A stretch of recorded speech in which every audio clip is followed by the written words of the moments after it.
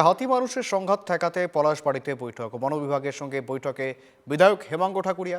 বৈঠক শেষে তিনি ঘুরে দেখেন হাতির উপদ্রুত এলাকা। সেখানে তিনি সাক্ষী হলেন গ্রামে হাতির উপদ্রবের।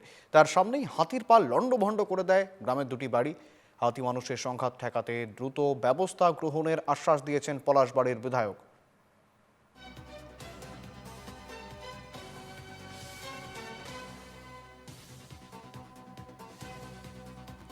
হাতীৰ যিটো ইয়াতে অলপ উপদ্ৰৱ চলা বুলিয়ে ক'ব লাগিব। উপদ্ৰৱ যি চলিছে আমাৰ প্ৰায়বিলাক মানুহৰ খেতি নষ্ট কৰিছে। আজি ধান যিটো ঘৰত ভঁৰাল হিচাপে ৰাখিছে তাৰো ধান খাই আছে। বৰ্তমানো আপুনি দেখিব, আমি মিটিঙৰ পিছতে ইয়াতে আহিলোঁ খবৰ পাই যে আমাৰ ৰাজাপুখুৰীত 5টা হাতী এতিয়া বৰ্তমান এঘৰ মানুহৰ বেক চাইডে ভঁৰাল ঘৰত তেওঁলোকে খাই আছে বৰ্তমান।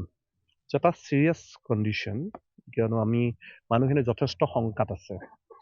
কিন্তু আমি দেখিছিলোঁ বিগত সময়ছোৱাতো হাতী আমি এবাৰ ড্ৰাইভ এটা কৰি হাতী খেদোৱাৰ ব্যৱস্থা হৈছিলে। হাতী খেদাই পঠাই গৈছিলে, কিন্তু আৰু 2-3 মাহ পিছতে আকৌ বেলেগ এটা হাতীৰ এটা জাক আৰু আহিছে ইয়ালৈ।